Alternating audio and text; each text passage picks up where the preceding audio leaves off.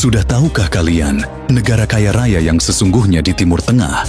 Bukan Qatar, bukan Arab Saudi, bukan Uni Emirat Arab, tetapi negara itu adalah Oman. Iya, memang negara ini tidak memiliki gedung-gedung pencakar langit, bangunan-bangunan mewah seperti Burj Khalifa di Dubai, Doha Tower Qatar, ataupun Neom di Arab Saudi.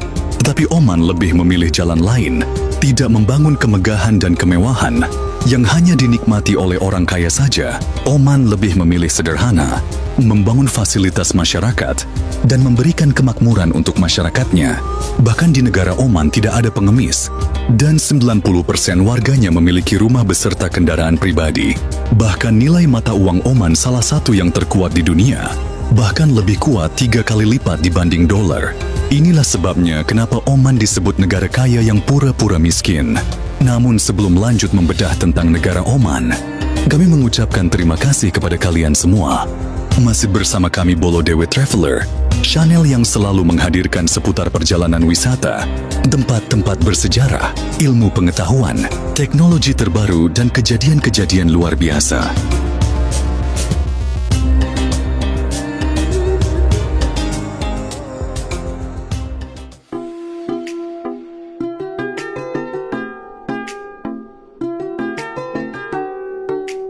Dahulu, ketika mendengar kata Timur Tengah, imajinasi kita langsung tertuju pada unta, gurun pasir, dan kehidupan nomaden. Namun sekarang, kawasan ini menghadirkan gambaran yang berbeda. Dulu, kita mengenal Timur Tengah sebagai pusat peradaban Islam, dengan warisan sejarah yang kaya dan nilai-nilai agama yang kokoh. Namun kini, pesona modernitas seakan mengalahkan segalanya. Kekayaan, minyak telah mengubah lanskap Timur Tengah secara drastis dan menjelma menjadi semacam panggung pertunjukan kemewahan.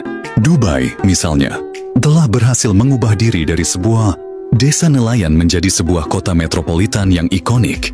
Dengan gedung tertinggi di dunia, Burj Khalifa, Abu Dhabi juga tidak mau kalah. Dengan membangun berbagai proyek ambisius seperti Sheikh Zayed, Grand Mosque, dan Louvre Abu Dhabi, negara-negara kaya raya di kawasan ini seakan terjebak dalam kompetisi. The hedonisme yang tak berujung. Mereka berlomba-lomba membangun infrastruktur megah, memamerkan kendaraan mewah, dan kekayaan material yang melimpah. Mereka ingin membuktikan bahwa Timur Tengah bukan hanya tentang unta dan minyak, tetapi juga tentang teknologi, inovasi, kemegahan, dan gaya hidup modern. Ironisnya, ini terjadi di tengah masyarakat yang menjunjung tinggi nilai-nilai kesederhanaan dalam ajaran agama. Tapi ya sudahlah, mungkin ini sudah jadi pertanda akhir zaman. Fenomena ini bagaikan sebuah nubuat yang kini menjadi kenyataan.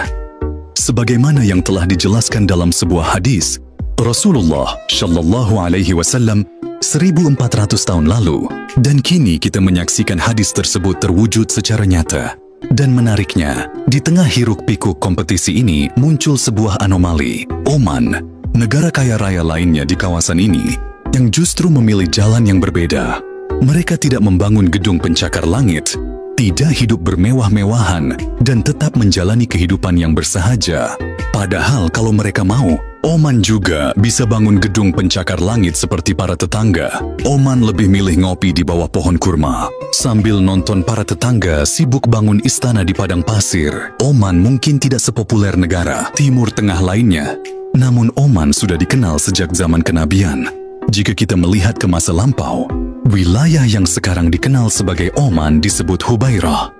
Nama ini sudah ada sejak zaman Nabi Muhammad. Pada tahun 629, Rasulullah mengirimkan surat kepada dua putra, Bengos Gubairah Abdul dan Jaifar Al-Julanda.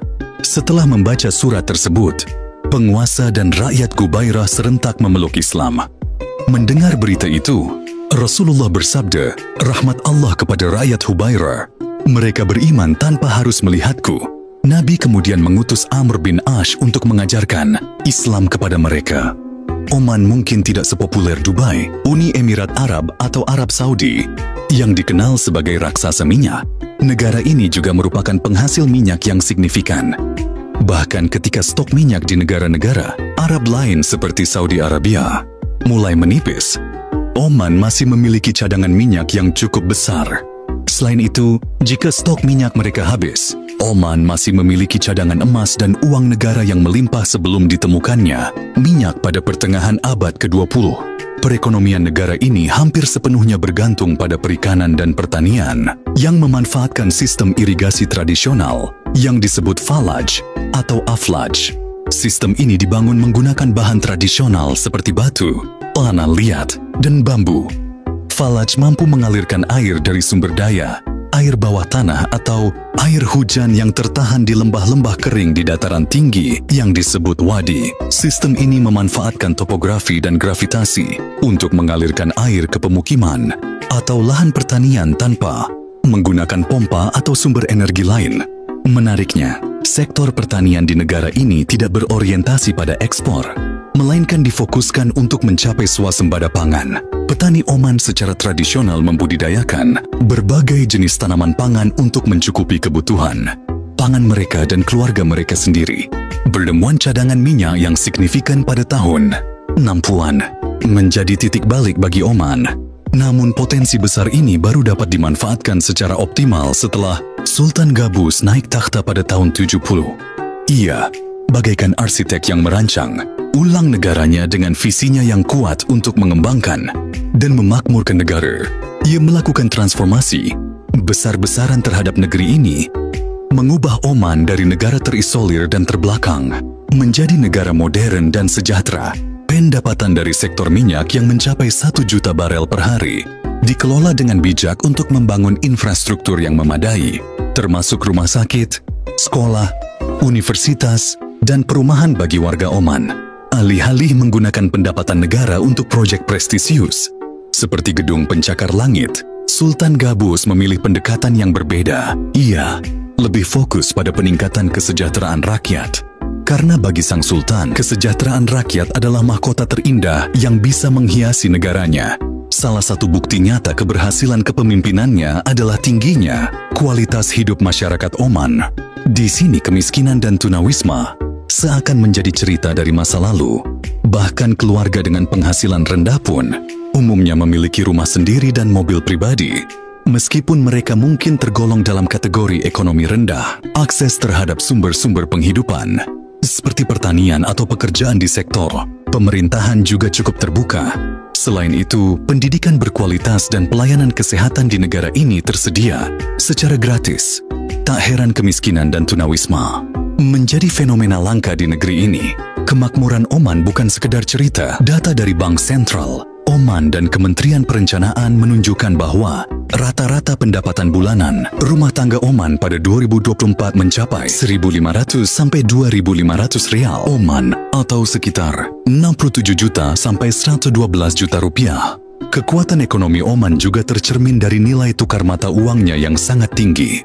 Kita mungkin lebih sering mendengar tentang mata uang kuat seperti pound sterling, euro, atau dolar Amerika. Namun mata uang Oman atau rial Oman sebenarnya adalah salah satu mata uang terkuat di dunia. Mungkin karena kurang familiar di Indonesia, hal ini jarang kita ketahui. Sebagai perbandingan, jika 1 dolar Amerika Rp15.000, maka 1 rial Oman setara dengan Rp45.000. Artinya mata uang Oman hampir 3 kali lebih kuat dibanding dolar Amerika. Meskipun Oman merupakan negara kaya akan gas dan minyak, Oman tidak terjebak dalam kemewahan. Mereka sama sekali tidak membangun gedung tinggi atau gedung pencakar langit yang ikonik seperti para tetangga. Meskipun ada beberapa bangunan dengan puluhan lantai, mereka tidak membangun gedung-gedung tinggi yang menjulang sebagai simbol kekuatan dan kemewahan. Sebaliknya, Oman lebih memilih untuk menonjolkan keindahan alam yang sederhana serta nilai-nilai tradisional. Jika membandingkan Oman dengan Uni Emirat Arab, terutama Dubai, keduanya bagaikan dua sisi mata uang. Mewahnya Dubai tak bisa kita temukan di negeri ini. Sampai saat ini masih banyak bangunan yang dibangun menggunakan batu pasir yang benar-benar terlihat seperti Arab pada zaman dulu. Bahkan di kota Muscat, ibu kota Oman, pemandangannya didominasi oleh gedung-gedung rendah berwarna putih yang menjadi ciri khas arsitektur kota ini. Satu-satunya pengecualian adalah menara masjid dan beberapa bangunan modern yang jumlahnya sangat terbatas. Sultan Qaboos yang memimpin Oman selama 5 dekade benar-benar melarang pembangunan gedung-gedung tinggi di Oman. Prioritas utama dari pemimpin yang baik hati ini adalah infrastruktur umum seperti jalan raya yang bagus, rumah sakit, dan juga pendidikan. Baginya inilah kunci untuk menciptakan negara yang makmur dan masyarakat yang sejahtera, bukan kompetisi untuk membangun gedung-gedung tinggi yang hanya akan dinikmati oleh segelintir orang, sementara nantinya akan menimbulkan ketimpangan sosial masyarakat. Sultan Qaboos sering dianggap sebagai rezim otoriter, namun berbeda dari banyak pemimpin otoriter lainnya yang kerap dikaitkan dengan kabar buruk atau tindakan kejam. Sultan Qaboos justru dikenal sebagai pemimpin yang baik hati. Meskipun memegang kendali penuh, ia selalu menempatkan kesejahteraan rakyatnya sebagai prioritas utama.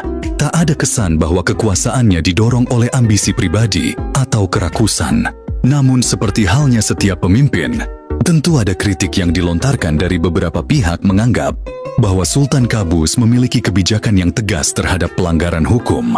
Misalnya, bagi mereka yang melakukan korupsi, hukuman yang diterapkan sangat keras dan bertujuan untuk memberikan efek jera. Menurut pandangan Sultan Qaboos, jika seseorang mencuri hak orang lain, maka adil jika mereka menerima hukuman yang setimpal. Di era modern, sebagian orang mungkin berpendapat bahwa metode hukuman semacam itu tidak manusiawi. Namun bagi sang sultan, penerapan hukum Islam adalah bentuk keadilan tertinggi.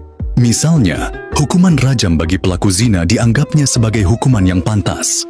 Meskipun banyak negara yang tidak sependapat, bagi Sultan Qaboos, sebagai seorang pemimpin dan ulama, ia merasa memiliki pemahaman yang mendalam mengenai agama dan keadilannya. Meskipun negara-negara barat sering berusaha menyoroti kekurangan dan mengkritik gaya kepemimpinan sang sultan, rakyat Oman tetap solid mendukung pemimpinnya. Bagi mereka, Sultan Qaboos adalah sosok pemimpin yang karismatik dan bijaksana. Mencari kekurangan dalam kepemimpinannya ibarat mencari jarum dalam tumpukan jerami. Tak ada gunanya. Sebaliknya, kebijakan tegas yang diterapkannya justru dianggap sebagai resep mujarab untuk menjaga ketertiban dan keamanan. Orang-orang yang tidak melanggar hukum merasa aman, sementara mereka yang cenderung melakukan kejahatan menjadi takut untuk bertindak.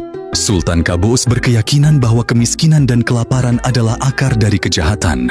Ketika kebutuhan dasar rakyat terpenuhi, dorongan untuk melakukan tindakan kriminal berkurang drastis.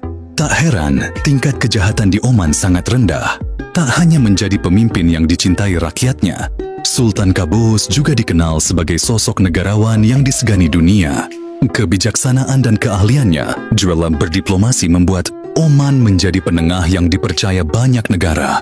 Pada tahun 2013, Sultan Qaboos memfasilitasi pembicaraan rahasia antara Iran dan Amerika yang kemudian berujung pada kesepakatan nuklir pada tahun 2015. Selain itu, pada tahun 2011, beliau juga berhasil membebaskan para pendaki Amerika yang ditahan Iran dengan membayar tebusan $1 juta untuk pembebasan mereka.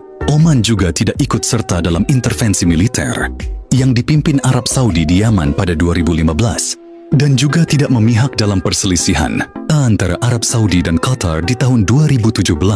Dengan tidak memihak pada salah satu pihak, Oman berusaha menjaga stabilitas dan perdamaian di kawasan Timur Tengah. Sayangnya, ketika Sultan Qaboos meninggal pada tahun 2020, beliau tidak meninggalkan anak atau keturunan dan tidak memiliki saudara laki-laki, serta tidak secara terbuka menunjuk penerusnya. Namun, dalam wasiat yang ditinggalkannya, Sultan Qaboos menunjuk sepupunya Haitham bin Tarikh untuk meneruskan kepemimpinannya yang telah berlangsung selama hampir 5 dekade. Sultan Qaboos adalah mercusuar perdamaian. Kepergiannya tak hanya menjadi duka bagi Oman dan Timur Tengah, tapi juga bagi dunia. Semoga penerus Sultan Qaboos masih tetap menjaga apa yang telah dibangun oleh Sultan Qaboos. Pemimpin baru Oman semoga tidak terpancing hegemoni dunia yang menyesatkan. Demikian ulasan tentang negara Oman. Terima kasih masih bersama kami Bolo Dewi Traveler. Semoga bermanfaat menambah wawasan Anda. Dan tunggu informasi menarik lainnya.